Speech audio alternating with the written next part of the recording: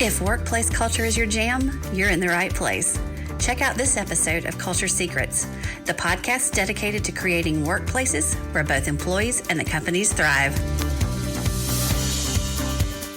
Welcome to the Culture Secret Podcast, where we discuss how creating a value culture in your business helps both you and your employees achieve success and happiness. Here, we explore the importance of fostering meaningful connections between employees and providing opportunities for them to have fun at work. We'll also look into how having a clear vision can help bring your team together and focus on what really matters in order to reach your goals. Today, I'm joined by Steven Carse, CEO of King of Pops. If you don't live in the South, you're missing out. In 2010, brothers Nick and Steven started their craft popsicle business in Atlanta after being inspired by some roadside frozen treats they ate while in Mexico. The brothers quit their corporate jobs and began producing some of the most unique and interesting flavored popsicles ever. Their business has grown from a pushcart they found on eBay to a thriving franchise operation today. Join me and uncover secrets about how entrepreneurs can create a vibrant workplace culture. Tell me, what is the story of King of Pops? How did you get started? How did this come to be? And kind of how have you grown since the inception? So we started in 2010. I had been laid off a couple years before from my insurance job and had the idea with my two older brothers to start this business after several trips throughout Latin America. I guess the getting laid off for me was very much just like the nudge to actually do it. Probably wouldn't have done it otherwise. And then opened that year kind of with very few expectations. And then over the last 13 years at this point have grown in various ways, both through the King of Pops business and then starting a few other like kind of loosely aligned businesses with the idea of kind of staying within the South and staying independently owned and all those types of things. So y'all have expanded now into the King of Pups, and then you also have the farm, right, where you're producing your own produce? Yep, a little bit of our own produce. And then we have a Christmas tree delivery business called Tree Elves. And we have a distribution company called P10 Foods, which is probably that is the largest company that we own. And it's a distribution company that distributes King of Pops, but about 160 other food brands, kind of regional food brands as well. Yeah. So I know your mantra is creating unexpected moments of happiness.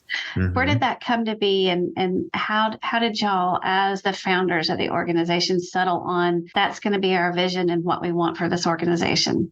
I think we were doing it all along. I think the words came along after like trying to identify a purpose, which is in a lot of kind of business books. And I think a good thing to think about the why.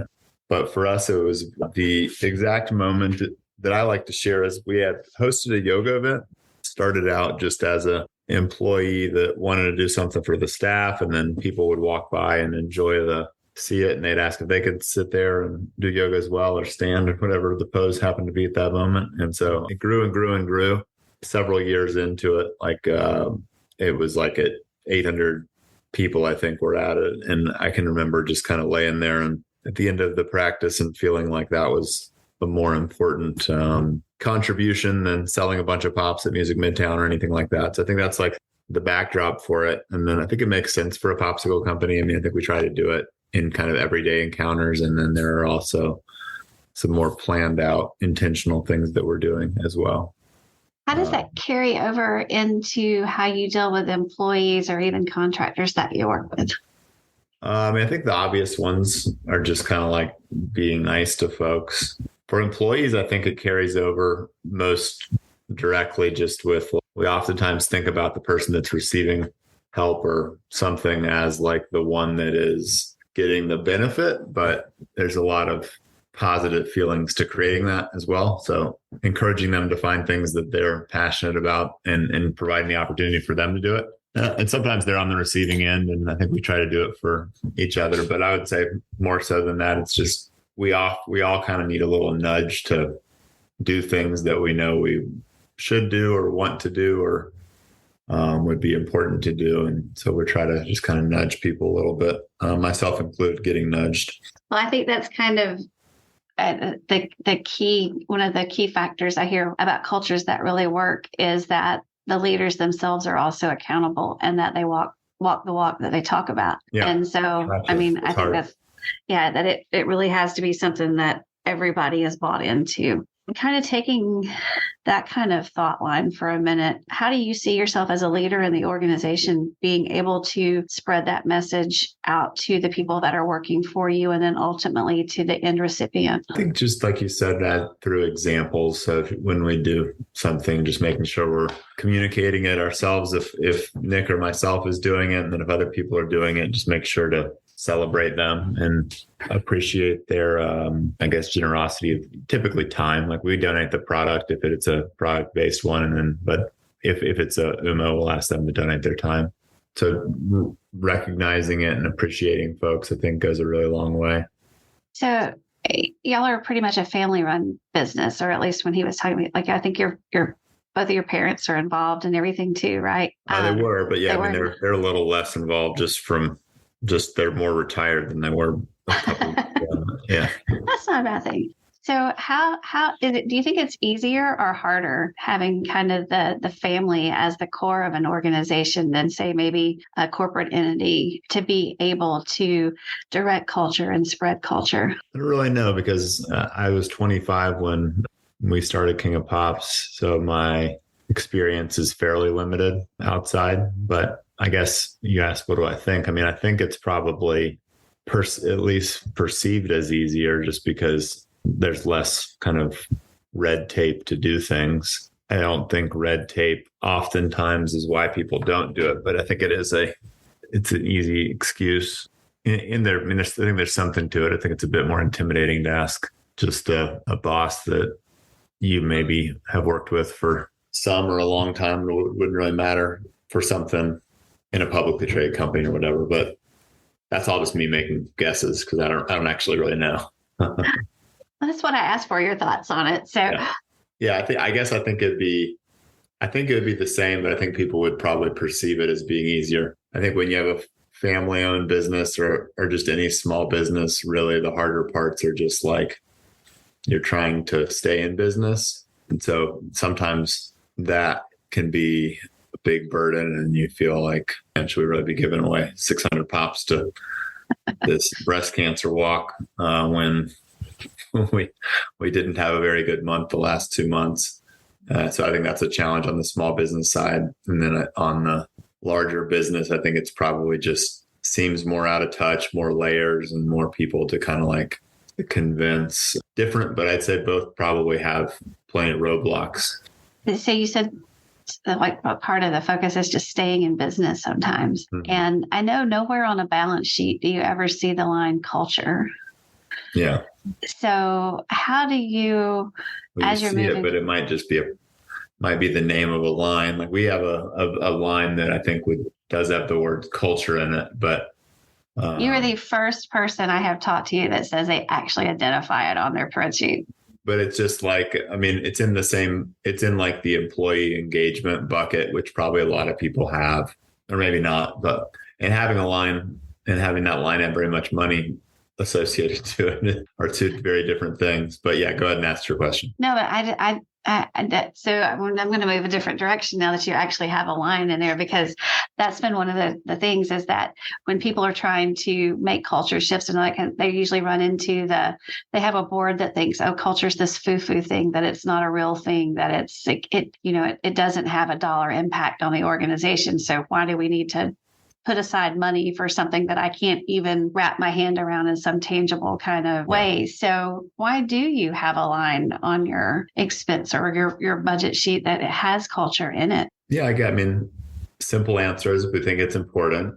But I think making some amount of commitment to it is important. And then if there are things that you end up doing and that is why you did them, but you had not budgeted for it, it's also valuable to have a place for that to land, just from but I think your original point and kind of what you're loosely asking about is, I mean, I think it's like certainly a longer term thing. And I mean, I think our commitment to culture, and I think many businesses, big and small, are in the same boat, is wavering. And so there's years and months where you do an amazing job, and there's years and months where you do a poor job, and then maybe some where you just do an average job. And I think the way I kind of think of it is like a like a bank account or something, like on the bad years when you don't have the money to do it, you're kind of extracting money from that culture bank account, and you can build up a lot of kind of goodwill and people appreciating you and doing things the right way. But at some point, if you don't invest back into that, I do think it kind of it runs out. And I think like COVID was a good period where it's like we were not investing anything in culture. We had to make a lot of difficult decisions, but I think because we had invested so much for the decade before that, I think it was like we got the benefit of the doubt a lot more so than people that didn't. So that's like the budgeting and tangible and business case for it. I mean, I think the other side, another piece to consider is it's just like enjoyable, and hopefully we're working for that, whether you enjoy making a lot of money and being number one in a category, or whether you enjoy short work weeks. I think there is probably my part of it, or my preference. I like all of those things, but my preference would be to have like a nice mix of those, and part of that mix including being able to do things that you're proud of in the community and internally. I mean, with the team, I think those for us go kind of hand in hand. When you hire, do you hire for culture as well? Yeah, we try. So we have a franchise program too. So that's a big one for that is culture, because there's not very many people. Well, we've never onboarded anyone that has worked at or owned a popsicle company. It's just not something that a lot of people do. So on the franchising side, it's a longer relationship and it's contractual. On the staffing side, we do as well, but I think we feel like it's a two-way street. And I think you can influence people. So if somebody is not a culture fit, I think I disagree that they might forever be a culture fit, not be a culture fit, just in the sense of like, we also just hire a lot of young people. So there's a lot of just learning of what life is like. But yeah, we have 6 core values that we interview on, and we review. When we have our quarterly reviews, we rate on those and we try to put things in terms of the core values. And the same like you said, if we're working with a supplier or with a contractor or really anybody, it's always a conversation. So a little bit of both sides. I do think that people get caught up on the fact that, I mean, we're all constantly changing as people, and core values really end up being different words that are typically the same, like 3 to 5 kind of concepts, like be good, do good things for other people, work hard. I mean, I don't know. So it's like, I think ours are great. I really like ours, and we talk about them a lot, but kind of rambling. I don't know. So what are y'all's core values? Get sweaty, get it done, wear the shirt, be thoughtful, stay hungry, and good vibes only. Okay. Get sweaty. Explain that one to me. That one. So our company started as a popsicle cart business, and I think it's just like very much from the hiring side. Like if you hire somebody that thinks they're just going to be, it's very different than being in an air conditioned room at a desk. Like requires a lot of physical effort, working hard, enjoying working hard. I think is maybe a bit more of a rare trait, but something that we really appreciate. I love it. It does kind of set the expectations. Like you can't say you didn't know what you're getting into. Yeah. So, I like it. Kind of thinking about that, as somebody is coming in to work with you, or maybe considering a franchise or something like that, what are your red flags that this is probably not somebody that we want here?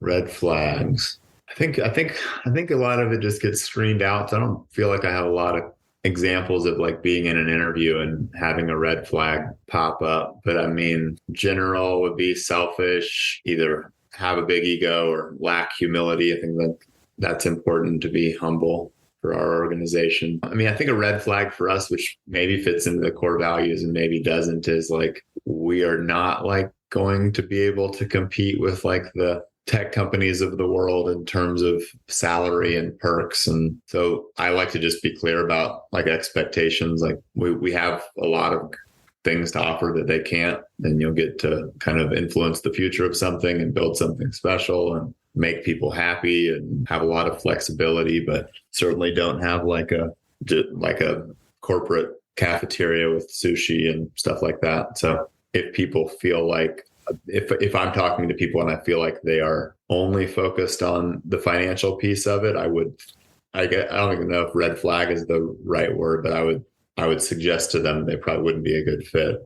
That doesn't really happen that much, but I think that is one thing that on the franchising side, sometimes we've been dealing with, of just like, this is a good opportunity to make money, but it's not probably the fastest, easiest one. That's maybe they're something that they're not used to hearing in that type of conversation, but I think is honest. So why did y'all settle on staying in the South? We were initially, I think, just really inspired by a company called Zingerman's out of Ann Arbor. I don't know if you're familiar with that company. And they have a training business that we went up to fairly early on, probably our third year in business. And a lot of it is about visioning, and they have a big one on customer service and stuff. But the visioning one in particular, we wrote a vision when we were up there, something we still kind of refer to today. Yeah, I think the idea comes back to, again, like, why are you in this? And are you in it to exit and get like a nice multiple and find some other business? Or are you trying to have it be your life's work, for lack of better words? I think I was just really inspired by them. They've been around for 40 years. They're only in Ann Arbor. And you can just see the impact they're able to make by being in a smaller area. So we could have just done Atlanta, which I think would have been interesting as well. But I think we kind of picked a mix of like staying in an area where we could still be involved in everything, but not quite as limiting as just a single metro area. So how important is community to the culture that you are creating? I think it's the thing that stands out the most. I mean, I think it's, if people buy a popsicle, they might like it and they might buy another one. But I think if people buy a popsicle at a community event that we're hosting for, I don't know, some cause, or it's just really fun and they get to meet someone and connect with them in a unique way, or they go to that yoga event like I talked to, or they go to the farm. I think instead of maybe buying another product because it tastes good, they're buying another product because it tastes good and because they feel good about the company. And I think you can't do that I think you can do it probably, but I think it's much harder to do if you're a national or international company. Just hard to have people that are bought in the same ways. The more degrees disconnected you are kind of from the base. That's at least the way I feel. I mean, there's certainly good examples of really amazing companies that are doing far more amazing things than we are that are huge. But for what I felt like our business was, kind of felt like we needed to be relatively close to it. One of the things in doing the research for this is you were talking about the vision that you have. And my book is about creating a value culture. And the V in the value culture is vision, the vision of the leadership, vision of the organization. Yeah. Kind of talk a little bit more to me about like how you and your brother or your family sat down and actually created the vision. And then how much of it do you share out with your employees, your franchisees, or whatever, so that they are bought in with that same vision? Fanatical about a specific way of visioning, which the difference being you pick a point in time in the future and you write like you're writing it from that point of view rather than more of like a strategic plan. That I think whether we like it or not, I think we get caught up in like how we're going to do stuff. So they have a really great process to get you out of that kind of limited perspective and think really, really big picture. So we went to training of theirs. They're in a book that's called Small Giants is how I found them. I think the tagline is like businesses that choose to be great instead of big. And I've got a lot of people there that I really admire, but we wrote it like a draft there. We came back and took that draft and built like a committee, but people that were interested in it from different parts of the company and different levels, and spent a couple months kind of building that together just so people would have buy-in. And then the goal is that we read it quarterly in our quarterly meetings, and then we have an annual like symposium, and we definitely read it annually. I think sometimes on the quarterly it gets missed, but like for the training we call it our franchisees, entrepreneurs. For that training, we read it every month when we do that. So it's good because it sets people on like a common start and they understand kind of where the heart of the business is. And then, it's bad that style of visioning is, bad is the wrong word, but like there's certain pieces in it that we wrote 8 years ago. They're just kind of not going to happen. Like, and people just kind of know that now. So that's interesting, but we still share it. We'll work on another vision in the next couple of years. It'll probably take us 6 months to write or whatever, to just kind of get enough people involved. But yeah, I think the sharing it is certainly important. When people get onboarded, that it's shared with them. It's hopefully read with them, because a lot of times people don't really read stuff. So that's I think one of the important things you said is that you got people from all different levels of the organization involved with creating it. Why did you think that was something important to do? Yeah, just to get buy-in. I think people are more connected to things that they help to create. They'd be bought in if they were creating part of it. That obviously, 8 years ago now, probably 2 people from that committee of 8 people are still in the company, myself being one of them. So it's not like that's a good reason for then, but it's not necessarily like those people will then stick around forever. But then having a good group of people that are connected with it and talking about it, like the way that I would talk about a vision is important, but it's also important for people's peers to see, I work in the kitchen and this is the guy that I work next to every day and he helped make it. And this is what he has to say about it. Yeah, I'd say just buy in. And you're talking about rewriting it again. That's one of the things, I think a lot of times people associate culture with a mission statement or something like that. It gets stuck on a wall and it never gets re-looked at anything else because you have new people in, you have new technology, you have new ideas, all this kind of stuff continues to change and evolve in an organization. And do you have an ongoing process? Like every 5 years, we're going to look at this vision, or every so often, or is it just as you maybe feel like, okay, it's just time, is it just a gut feeling that it's time to relook at it, or? Yeah. So I think, yes, it's a gut feeling. I think for the Zingerman's style of visioning in particular, you're setting a date and time. So at some point you get to that date and time. So if you set it, it's 5 years in advance, like they recommend you start writing your next vision before that one gets there. So I think that very much informs that if you're going to follow kind of that methodology, which we are, but ours is 15 years. So it's a 2030 vision, even though we wrote it, we're halfway to where we are right now. When they train on that, just a side caveat would be like closer is good for obvious reasons, like because you'll update it and whatever more quickly. But a longer timeline is cool because like we're halfway through. And like I said before, like a lot of the things are pretty clearly not going to happen, but you can also say, well, we've got 7 years, so maybe it will happen. Who knows? And then some of the things we've already eclipsed and done better than we had imagined that we would. I think that's why I wanted to rewrite it, just because there were things that I didn't quite understand and that we couldn't contemplate in the business fully. And then I don't think that there is or should be a single vision. So I do think there's also like departmental visions. There can be a quarterly vision. We don't do a great job of that, but I don't think like the idea of visioning should be confined to the company as a whole from like the top. Like I think it's valuable to think like, all right, I'm in charge of the cart at this park.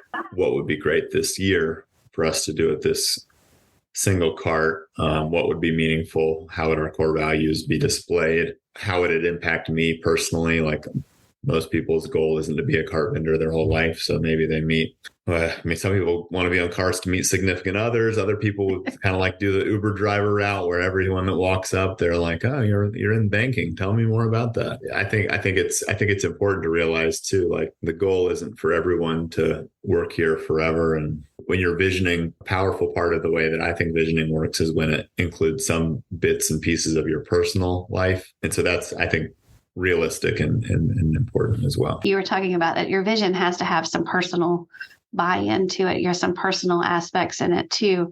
And I think that's probably a piece that a lot of people leave out, that, it's strictly business and it's really not, because, I think the number is like we spend about 90,000 hours at work. And if you're a business owner, it's probably even more than that, because you probably don't get your 40-hour weekend done sometimes. When you do like a hot pin exercise at Zingerman's where you just kind of like write and you're not allowed to stop writing. So it's very much like stream of conscious. And I've been up to it. I've taken people up there several times, and every year without fail, like, and it is just emotional, but someone will write a 10-year vision and they'll be like, my daughter's at the volleyball match and this is her last volleyball match before she goes to college, and they'll just be bawling. And that's like part of the vision about like their company. But if we don't keep like the perspective of the other things that matter to us involved in it, I mean, I think it's missing a lot. And then I think that is different from like, it wouldn't necessarily be appropriate if this guy's company is like a large company, but just the idea of visioning beyond maybe that. I mean, and in mine, I think it does, like the one that we wrote for the company, there is bits that are a little bit personal. I mean, not even to that level, but so yeah, I think it's really important, but it is, I guess it's interesting at like what visioning is just like such a broad word that could, so we also do EOS, which is like kind of the other side of the spectrum, and it's very objective. And a vision for that, there's like a 1-page doc that you write like your 10-year big, hairy, audacious goal, and you write like 3-year picture, which would be like 10 to 20 bullet points. And so that's very, very much more like technical, while the other one's maybe more touchy feely. And I think there's value in both of them for sure. Well, I was looking through my list, and I think I've asked all of the questions that I had. Maybe before I let you go, exactly. So if you were talking to another entrepreneur that was crafting their business or had just started one, what would be your piece of advice for them as far as turning their vision into a culture for their employees? And that kind of thing? How does it not get lost in the whole, I'm starting a company, I'm focused on raising capital, I'm focusing on getting people and all that kind of stuff. So maybe how do you keep that front and foremost or as center of what you're doing? I don't think we did it intentionally, but if I was to give that piece of advice, I think it would just be about building in, and this is why people have ping pong tables and do all these things. But I don't really think those are the way that people connect. But the important part is that they connect. So I mean, I think that computer example is a great one. But I think just building in force time for connections, because even like the biggest extroverts, maybe it's easy but for the majority of people, like I think we oftentimes just forget behind each person's face or whatever, there's just like a human there. And I think we think that we're the only ones with like these feelings that we have. So I think you just have to create the opportunity for people to kind of like not be lonely at work. Lonely is maybe an extreme word, but like have like a sense of like, joy is the wrong word for people to come in. They don't need to have like, joy is in the book. Maybe that's why joy popped into my mind. But I think that's a high expectation. But I think just like building in the time, which is inefficient for people to connect, is really what culture is about. And it can take forms of, like for us, UMOs, which is like going to the neighboring elementary school and handing out pops to them. Like the 2 people or 3 people that you do that with, like you do kind of have a connection with, and then at some point it whittles away and fades and you need to kind of re-up it. But that's super vague.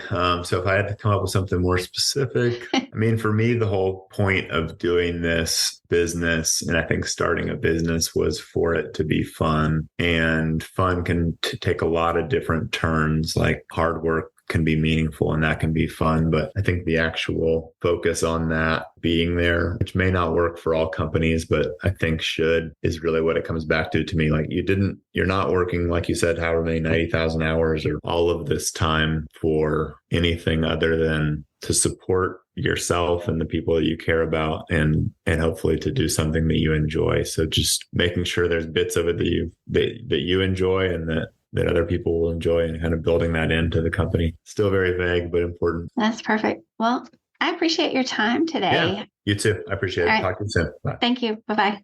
As entrepreneurs and business owners, we invest countless hours into our hard work, but it's important to not forget the other things that matter to us as well. That's why it's essential to keep the perspective of these things involved in your vision for your company. Crafting a culture for your employees that incorporates both the objective element, like a 10-year vision with measurable goals, and the more subjective elements, like providing opportunities for meaningful connections, is key to keeping your vision from getting lost in the hustle of starting a business. It may require some inefficient time management, but it's worth it to create an environment that everyone can enjoy and benefit from. Thanks for listening to this episode of the Culture Secrets Podcast. If you want to learn more about building a value culture in the workplace, check out my book, Culture Secrets. It's available on Amazon or wherever you buy books. You can also visit my website at www.chellyphillips.com. That's ChellyPhillips.com. If you enjoyed what you heard today, please drop me a rating and share with your friends. Until next time, this is Chelly Phillips for the Culture Secrets Podcast.